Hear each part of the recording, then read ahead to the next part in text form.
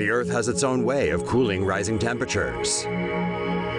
Scientists have long speculated the Earth has a natural thermostat that regulates global temperatures by increasing or decreasing the amount of carbon dioxide in the atmosphere. Now, a new study suggests this could be true. Researchers have found a correlation between greater deposits of lithium in limestone rocks and warmer periods in the planet's history, when the Earth's weathering thermostat sped up. Carbon dioxide traps heat in the Earth's atmosphere. A dip in carbon dioxide levels can potentially cause an ice age, while a spike can make the planet heat up. The Earth regulates carbon dioxide through a process called the weathering thermostat. Carbon dioxide is removed from the atmosphere when it dissolves in rainwater and combines with rocks to form bicarbonate. When rocks dissolve in water, the bicarbonate combines with calcium to form limestone, locking carbon dioxide inside. Movement of tectonic plates then draws the limestone under the Earth's crust. The carbon dioxide eventually returns to the atmosphere when it separates from the limestone and is thrust out in volcanic eruptions. According to researchers, the Earth's thermostat responds to changes in the planet's temperature. Heat speeds up the weathering process, while cold slows it down. Other influences on the climate include solar activity, the growth of vegetation, and the impact of human activity. Scientists believe the Earth's natural thermostat cannot keep up with man-made climate change and are now looking into ways to artificially speed up the weathering process to counter global warming. A hotter global climate could lead to a lot more rainfall. The future may be rainier than expected. A new study prepared by scientists at NASA's Jet Propulsion Laboratory shows the amount of rain in tropical regions may increase in the future due to global warming.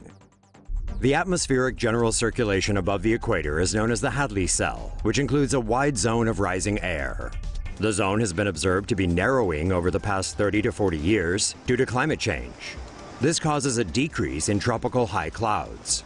The decrease leads to a cooler tropical atmosphere, which then requires increased latent heating to balance the cooling from high cloud shrinkage. This leads to increased precipitation that would occur primarily over the tightened convective zones near the equator. NASA's study also highlights the intensified hydrological cycle that comes with a wet gets wetter and dry gets drier spatial pattern. That doesn't sound like a good thing, does it?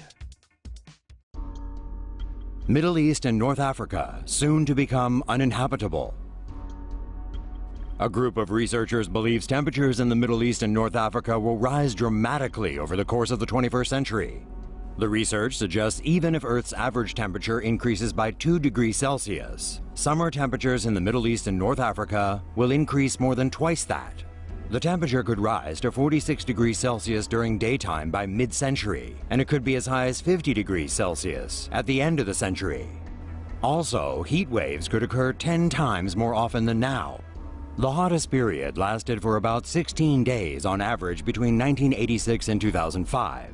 However, these areas will experience 80 days of extreme heat per year by mid-century, and up to 118 days by the end of the century. The increasing air pollution caused by desert dust storms could make the environmental conditions intolerable, forcing people to migrate. Climate change has already caused islands to vanish. A new study led by University of Queensland researchers say that changes in global climate and the subsequent sea level rise has already led to the loss of multiple Pacific islands. A team of Australian scientists say that Isabel, one of the main islands of the Solomon Archipelago, has already lost 5 of its reef islands. Another 6 islands on Isabel have declined in area by more than 20% between 1947 and 2014. Meanwhile, residents of the island of Nuatambu have been forced to relocate to the nearby main island of Choiseul because of flooding. Of the dozens of homes that once stood on Nuatambu, at least 11 have already been swept away by the rising waters. While the global average rate of sea level rise has been 3.2 millimeters per year since 1993, the Solomon Islands have experienced an average rise by about 7 to 10 millimeters per year since 1994. The research team, who published their study in the journal Environmental Research Letters on Friday, discovered that the sea level rise has destroyed villages that have existed since the 1930s and has displaced numerous communities. Thought climate change predictions were scary? Well, they just got a whole lot scarier. The possible effects of climate change are far worse and could come far sooner than we previously thought. So says James Hansen, a leading climate change researcher who was among the first to warn the public about the serious effects of the buildup of carbon dioxide. The former director of NASA's Institute for Space Studies, along with 18 other leading climate scientists, published a paper this week predicting rapid sea level rises could happen within decades. A team of researchers' primary claim that as the ice sheets in Greenland and Antarctica melt, a layer of cold fresh water will build up over the ocean, trapping warmer, salty ocean water with which it doesn't easily mix underneath the surface, and thereby leading to a feedback loop that causes ice shelves to melt even more rapidly, effectively slowing down and possibly shutting down ocean circulation, an idea apparently not too dissimilar from the premise of the 2004 disaster movie The Day After Tomorrow. The scientists believe that this ice melting will cool polar regions of the globe and warm areas around the equator, causing stark temperature variances that could make superstorms, such as Hurricane Sandy, which struck the U.S. East Coast with devastating effect in 2012, far more frequent. To argue their case, the researchers controversially claim that storms during the warm Eemian period 120,000 years ago were powerful enough to lift massive boulders 1,000 tons in size from the bottom of the ocean and hurl them ashore. Hansen and his team believe a multi-meter sea level rise could occur before the end of the century and envelop all of the planet's coastal cities. Despite the dire predictions, Hansen, in an accompanying video, explained that there may possibly still be an opportunity to reverse this worrying trend, saying, quote, "I doubt that we have passed the point of no return, but frankly, we're not certain of that." Huge crack threatens Antarctic ice shelf. The effects of global warming have reached even the coldest corners of the world, and now threaten to collapse Antarctica's fourth largest ice shelf. The Larsen C ice shelf sits on the northernmost part of the Antarctic Peninsula and is slightly smaller than Scotland.